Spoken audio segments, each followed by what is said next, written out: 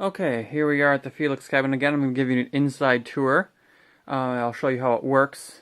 You can see the marquee's lit up. I just plugged it in, but plugging it in doesn't do everything. You have to boot it up first, so got nothing. If I open it up though, see we got a computer. Just got to turn it on. Lock it back up. Gave it a custom boot sequence.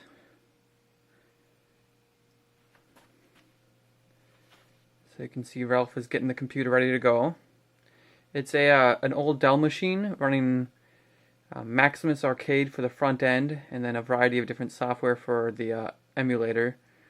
I got a couple different versions of Fix It Felix on there. The version that's inside of actual Felix arcade cabinets, and then another one from the community.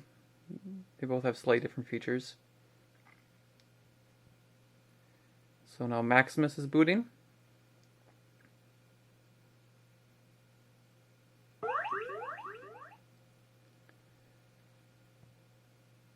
And then you can select what you want. For the most part, on this arcade cabinet, it'd be in here where Felix is located, but there are a couple other options as well, of course. Let's hop into here.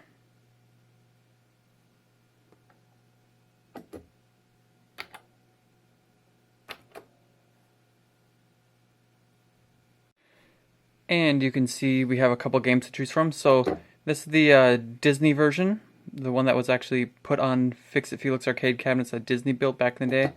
And this is the community version. I have one set on free play, one set on paid play, so basically the main difference here is do you want to do free play or not. There's some other cool things built in too, but let's launch this one.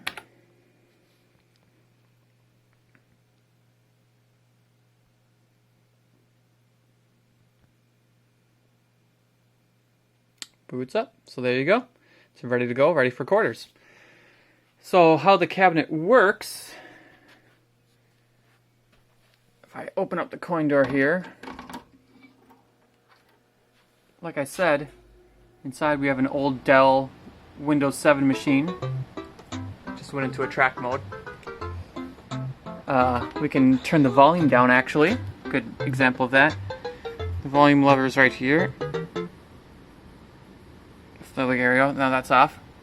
What we got is Dell machine, 2 coin mechs, controls, all wired up to an iPack, which is that device right there, that simulates a keyboard. So each little notch in there is a wire and simulates a keyboard press.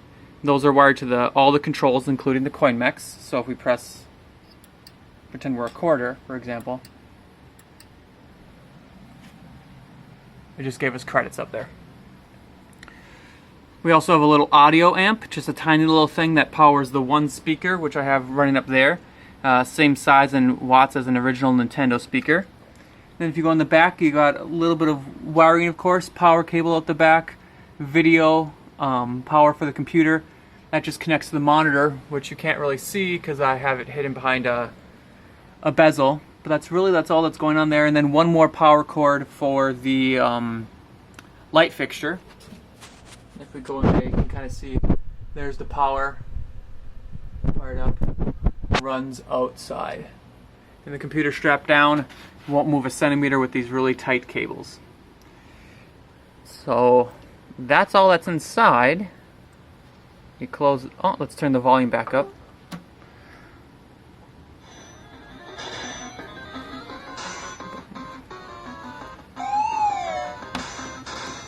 Lock it up. From the game itself, while you're playing, of course, so if we do a one-player start, there we go, shows us the little cutscene. You're tired of playing, you can quit out with a certain keyboard press. Button press, it gets you back to the games, and we can launch something else. So maybe we want to play Donkey Kong the Pauline Edition. Launches up. This is MAME, of course. Credits running. Quit back. and your back.